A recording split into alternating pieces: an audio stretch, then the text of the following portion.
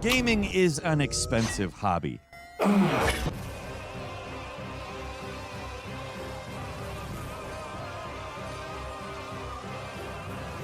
I mean, not so expensive we consider it a hobby of the elite or anything. But if you're gonna game, you're gonna be spending cashola. But there's expensive and there's extravagant.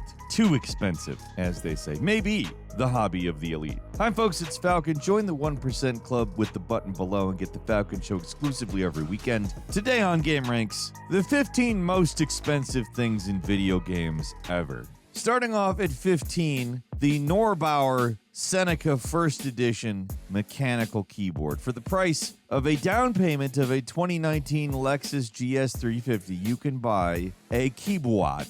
I can't justify saying it like a normal person if I'm going to talk about it that way. There has been a growing interest in premium keyboards among the more affluent computer touchers out there, but generally a nice mechanical keyboard is gonna run upwards of a couple $100 at most. Well, this thing, at its most expensive, sells for an eye-watering $8,900. It's also lacking many of the functionalities of a modern keyboard. Literally can't do as much as a cheapo keyboard from Walmart, $20, but I do admit it does look quite slick. Thousands of dollars, slick, but slick. It's got a titanium finish, and that's where a significant portion of this thing's price is coming from. With a standard finish, big air quotes, of course, it's only, again, big air quotes, $4,200. That titanium finish is what really brings you up to the old nearly $9,000 price.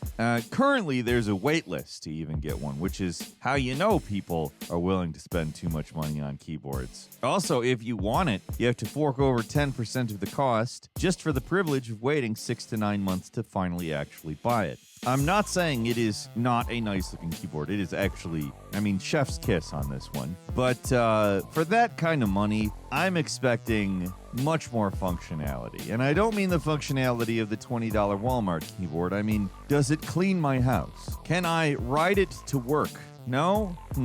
Anyway, these things are much less a functional piece of equipment and more a novelty item, of course. In fact, that's basically what we're covering on this list. These are luxury items that are more about prestige than actually being useful to anyone. If anything, the Neubauer Seneca is possibly the most useful thing on this list. It at least kind of serves a purpose, even if for that price it could be argued that it kind of counteracts its own usefulness, but still.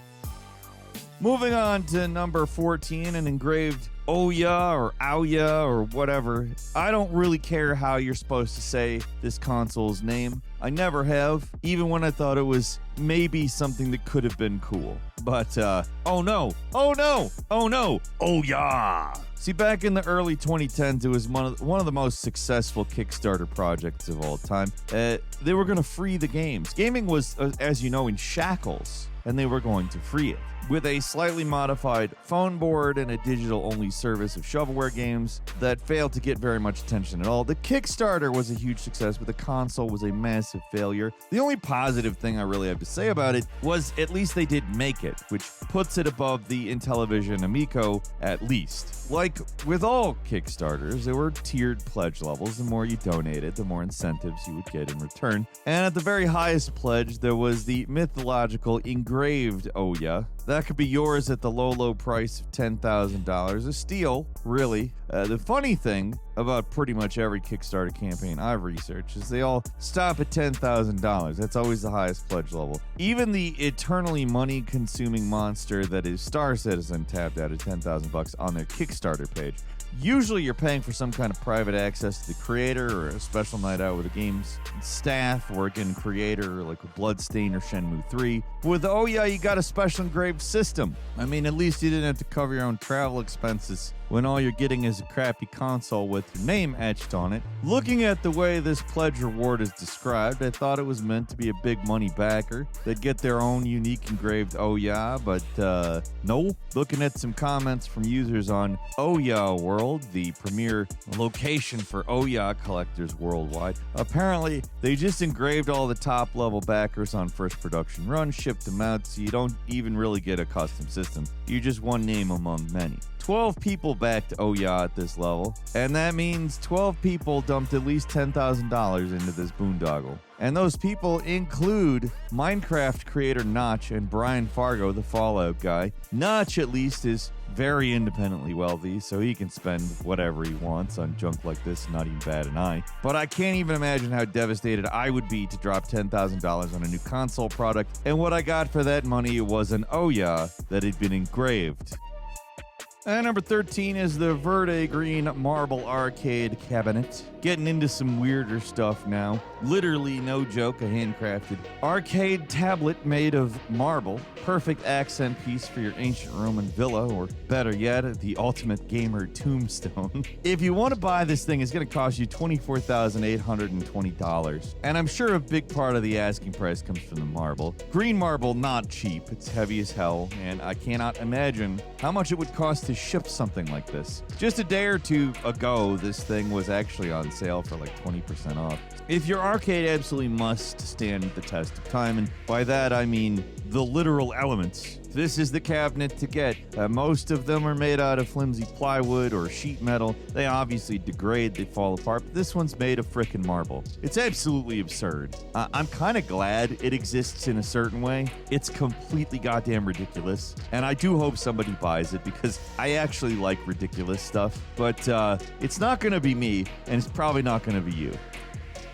And number 12 is the Arcadia by a French company called Halve Manufacture. It's pretty rare to find an actually classy-looking luxury item related to gaming, but this arcade machine, designed by the creative director from Daft Punk, manages to actually have some of that retro wave old world style and incorporate it into a video game cabinet. It's not just a display piece either. It apparently has 520 classic arcade games on it. I'm wondering how comfortable it would actually be to play, considering how low it appears to be to the ground, but I've got to admit it wouldn't look out of place in an old money millionaire's study right next to their humidor and first edition book collection. It looks rich only because somebody with an obscene amount of money would ever buy it. The thing cost the equivalent of $27,000 when it was released back in 2021. There were only 12 ever made, so even getting one these days, that's an open question. With how they go, it's possibly gone up in price, but maybe it's lost value too. I don't really know. Whatever it is, it's going to be too rich for our blood. Moving on to number 11, the Acer Predator Thronos. While there is a more modern model that looks a lot less ridiculous, that sells for the much lower price of $13,000, called the Acer Thronos Air. How can I not talk about this absurd beast from 2019, which came equipped with a massive gaming chair, 3 monitors, and a 0G recline, whatever that means. All for the perfectly reasonable price of $29,000, the full price of a pretty reliable used car for the world's most ostentatious gaming chair. It doesn't even come with a PC to work all this crap. It's just the chair, the keyboard cage, the floating monitors, and the massive base make this thing take up 8 feet of floor space and weigh around 715 pounds. That's so stupid. And people complain about having to move their couches for the Kinect. Like, you're gonna have to rearrange your entire life around this monstrosity. In comparison, the Thronos Air looks practically reasonable by comparison. At least it's got an ultra-wide curved monitor instead of the hideous triple monitor setup like the Predator model. If you've ever wanted to pretend you're in the gunner pod of the Millennium Falcon, just cough up the 29 G's for this thing. Or actually, probably quite a bit less these days. I imagine anybody who bought this thing is feeling some pretty serious buyer's remorse by now. It's one of those luxury gaming items that's gonna start appearing in driveways after the elderly gamer parents croak and nobody in their right mind would actually buy this thing. That's actually a pretty dark thought. And number 10 is the Legatus Pack. I know there's a certain amount of people who hear that and know immediately what I am talking about. The most expensive IOU that money can buy, $48,000. And you get every ship ever released in Star Citizen so far with lifetime insurance, bonus ship paints, and personal equipment. Now that might sound absurd for what is essentially a bunch of ships that you can unlock for free in the game, but consider this. Most of the ships in the Legatus Pack don't exist and continue not to exist since the pack was made available for purchase in 2018. Despite all of Cloud Imperium's efforts, Star Citizen is a game you can actually play now. It's in perpetual alpha. It doesn't function great. It's everything in the player's inventory turns into fire extinguishers, so everything's going great over there. They could probably use the fire extinguishers from the sounds. They've only made a fraction of the ships that they've got on sale, though. A lot of these ships are supposed to include special functions or ability that they've made big promises about. But it's an open question if they'll ever do any of the promised stuff when basic gameplay doesn't function great. So when you're spending $48,000 on ships, you're really just buying a promise, and it's a promise that's being made by the world's worst procrastinator, and I think that might be objective. I am not saying that purely because I want to be insulting. I think it's very possible that Cloud Imperium actually is the world's worst procrastinator. Like, it's been developed for as long as Chinese democracy was being recorded. The difference is Axl Rose didn't take a bunch of his fans' money in the process. That's literally the name of the game here. We're talking about a $48,000 pack of hypothetical spaceships. By the way, it started off costing $27,000. Now it costs $48,000. Nothing has really meaningfully been added to it, just the promise of more ships. You can't even get access to it unless you're already a wing commander or higher level backer, so you would have had to have put $10,000 into the game. So the real price of the Legatus pack is more like $58,000. It's absurd, but that's Star Citizen, isn't it? At number 9, Linus Tech Tips Solid Gold Xbox Controller. Back in 2021, the popular tech-focused YouTube channel came up with this thing in an attempt to go viral. The views didn't exactly come pouring in, but the actual controller wasn't just some piece of lazy clickbait. It's the real deal. It's not gold paint. It's not even gold-plated. It is a solid gold shell on an Xbox controller, 1.5 kilograms of 18-karat gold made by a Canadian gold and jewelry house called Expert Casting. Actually putting this thing together was a laborious and difficult process, which they go into in great detail in a 3-part video series hosted on their channel. And the final price of this ostentatious device ended up being about $87,500, so slightly cheaper than an Xbox Elite controller. Of course, sarcasm, just in case you think that I'm stupid. I'm not stupid. I assure you, my IQ is at least in the 80s. Normally, I wouldn't bring up one of these one-off YouTube gimmicks, but in this case, the solid gold controller is actually for sale, at least as of 2022. He still had it. He was looking for a buyer. So if you've got $100,000 burning a hole in your wallet, and you absolutely must have an actually solid gold controller that will, well, probably short-circuit because gold is highly conductive, then hey, this thing can be yours. Most likely, they just melted the gold down and got rid of the rest. But as far as everyone knows, it's still in storage somewhere waiting for a modern-day gold member to complete their collection. And number 8 is the Threadripper Pro 9995WX 96-core AI workstation PC. The Steam Machine is the hot topic item currently for PC gamers on what amounts to a budget in our current part-starved epoch. Good luck actually getting one, though. To even get the chance to buy them, you gotta join a raffle and wait for your number to get called. Just trying to get a Steam Machine is a pain. This monstrosity of a PC is just sitting on Amazon ready to buy, though, and it could be shipped to your home in a matter of days. Sure, the price difference is noticeable. The Steam Machine costs $1,428 at most, while this goes for, well, let's just see here, $83,499. Bit of a difference there. But just look at what you're getting for the price. 16 terabytes of SSDs, a Threadripper Pro CPU, and not one, not two, but 3 top-of-the-line NVIDIA Blackwell GPUs. This thing is the ultimate overkill in a case. It is not a gaming PC. It is a workstation for AutoCAD, for servers, for AI stuff. But if you're a lunatic with too much money to burn, go ahead, you can buy it. I guess it's not even optimized for gaming. The Blackwell GPUs are extremely powerful, but they're optimized for AI functions, that type of stuff, not for playing games. And having 3 of them strung together isn't actually going to improve performance that much. It's not a multiplayer, it's more of a capacity thing. When you're running models, things stack up pretty quick. But to get the most performance out of this beast, you're not going to be able to power it with a standard 120 volt plug. You need a 240 volt plug installed just to get this thing running at max capacity. capacity. It's a beast of a machine, no matter how you look at it. If you're getting it for gaming, it's so far beyond overkill, it actually circles around to being underpowered for the price. It's almost 80 times more expensive than the Steam machine, but you are not going to see 80 times the performance. Period. Don't even think about it. It will be better than a Steam machine, don't get me wrong. Even though it's not optimized for gaming, it absolutely will kill the Steam machine.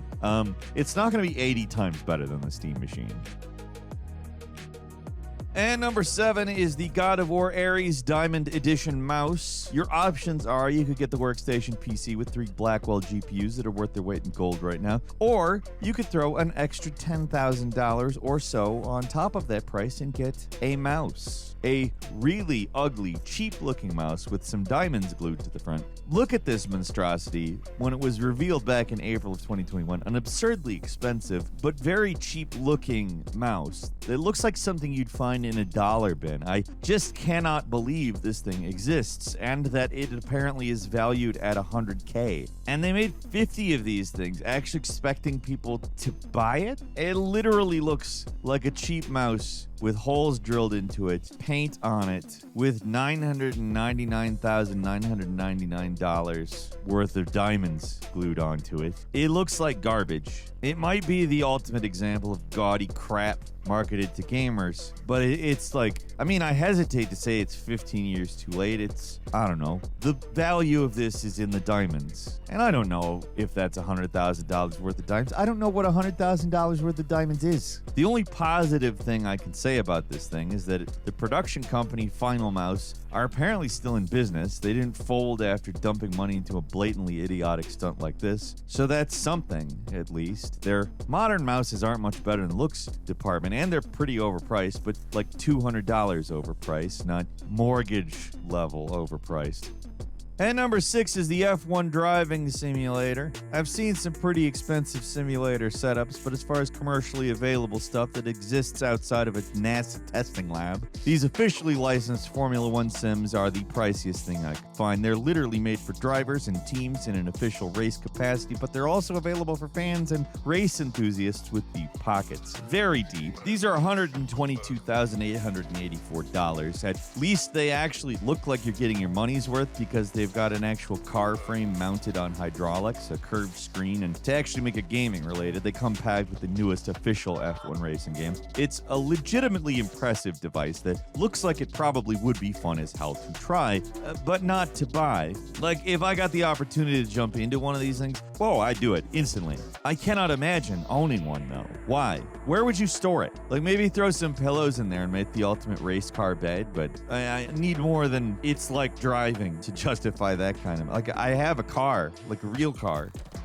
And number 5 is Grid 2 Mono Edition. Sticking to the car theme, we got the most expensive collector's edition ever made. Goes back to 2013, so seems like somebody could have surpassed it by now, but nothing real has. The Mono Edition of Grid 2 from Codemasters costs a whopping $190,000. Comes with a copy of a game, a PlayStation 3, a tour of the BAC car factory, and Grid 2 Mono Edition branded helmet and full race suit, and a car. A BAC Mono dressed up in Grid 2 branding. Actually, kinda cool. There have been more expensive special editions that have popped up over the years, like the $1 million Dying Light special edition, or the $1 million pack for Saints Row 4, the absurd $10 million pack for Dying Light the Beast, but nobody bought those. They were gimmicks, they were jokes, they were not meant to be taken seriously. With Grid 2, it is actually possible somebody did buy this thing. It's rumored that Deadmau5 did, even if it's not true. Just the fact there are rumors anyone actually purchased it makes it much more plausible than those other ones I mentioned. So while those may be bigger, this is probably the most expensive that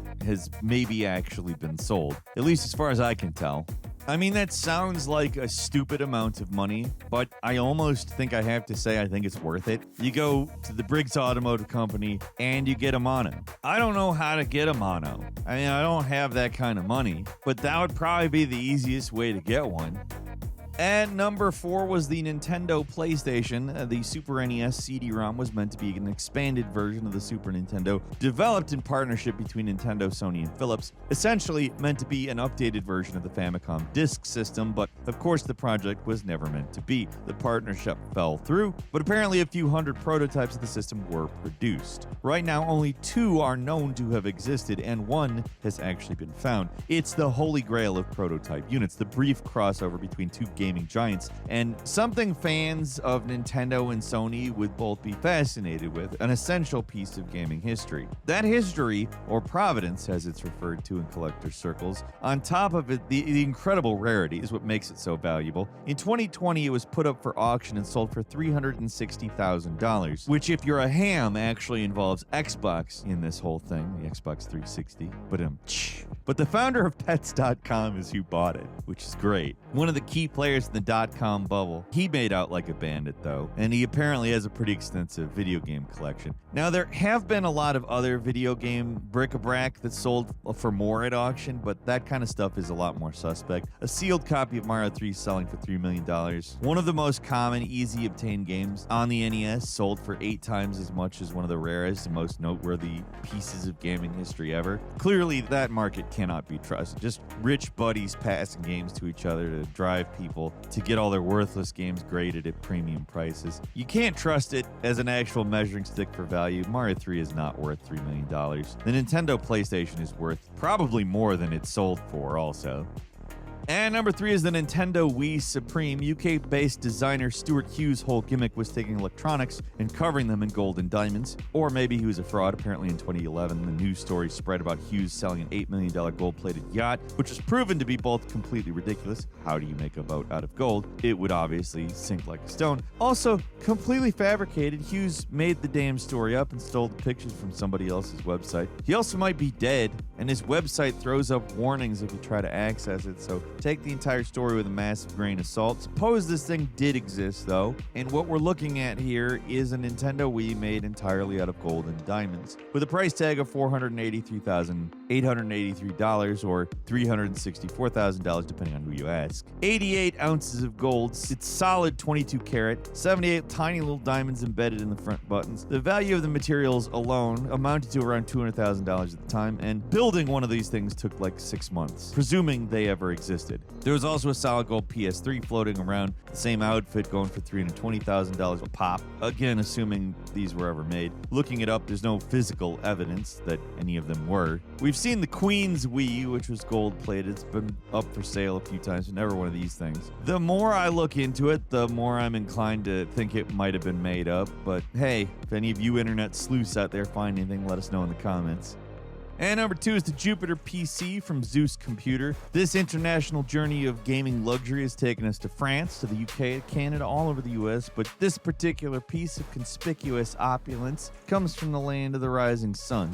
I've seen a lot of gold-covered tchotchkes on this journey, but this one is platinum-covered, and it's the only platinum-covered thing I've ever seen. They just had to one-up everybody else in there with the rare metals and stuff. What's next? Osmium? Palladium? Unobtainium? This thing's even covered in diamonds, in constellation patterns, just to really drive home how needlessly ostentatious it is. Back in 2008, when this thing was first announced, it sold for 80 million yen or $750,000, but the value of the yen has fallen since, so that converts to about $491,000, a pretty major drop in value, but it's also been about 20 years. But either way, this thing's horribly overpriced and needlessly gaudy. Pretty underpowered, too. And I mean for 2008. A GeForce 8400 GS, entry-level graphics for 2008. So if you wanted to run Crysis with this, sorry pal, you're shit out of luck.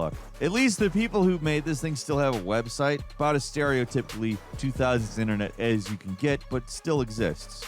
And finally, at number 1, it's Planet Calypso, the Entropia universe, which bills itself as the largest virtual MMO with a real cash economy. Not sure that gets me really hyped just to hear those words. This idiotic situation always pops up. Someone bought a planet in a game for $6 million. To pay to earn virtual ownership gold race that came and went fast, and you can say non-fungible token. Here's the basics. Some lunatic named Martin Bialis, the CEO CEO of C Virtual Worlds, which I'm not convinced ever actually existed, purchased the planet from Entropa Universe, which got in early and hard on the digital land grab that was the pay-to-earn movement. As far as I can tell, $6 million was actually exchanged for the ownership of the planet in this game. It was apparently going to be used to create a Michael Jackson MMO. Don't know. Don't want to know. I guess it was going to be its own game, but also based on the Entropa universe. I don't know. It's insane. Obviously, the MJ MMO never came to pass, but Entropa universe is still inexplicably trucking along. The Reddit gets maybe one post every 5 days, and the game's Steam player count maxed out at 287 players. But there's people playing it. Good God, there's people playing it. I do have a quick bonus for you, by the way. For the gamer who has literally everything, I present to you Gabe Newell's yacht, which he's basically giving away for just $106 million. Pocket change, really. Who doesn't have $106 million lying around for a super yacht or two? Maybe Tim Sweeney can buy it and tell Gabe how he mismanaged it while simultaneously poking holes in the bottom and sinking it. I mean, that man's never been afraid to waste millions of dollars on pointless endeavors that ultimately end up benefiting Valve anyway. So what's another $106 million? What do you think? Leave us a comment. Let us know. If you like this video, click like. If you're not subscribed, now's a great time to do so. We upload brand new videos every day of the week. Best way to see them first is, of course, a subscription. So click subscribe. Don't forget to enable notifications. And as always, we thank you very much for watching this video. I'm Falcon. Join the 1% Club with the button below. That's how you get the Falcon Show exclusively every weekend. We'll see you next time right here on gameranx.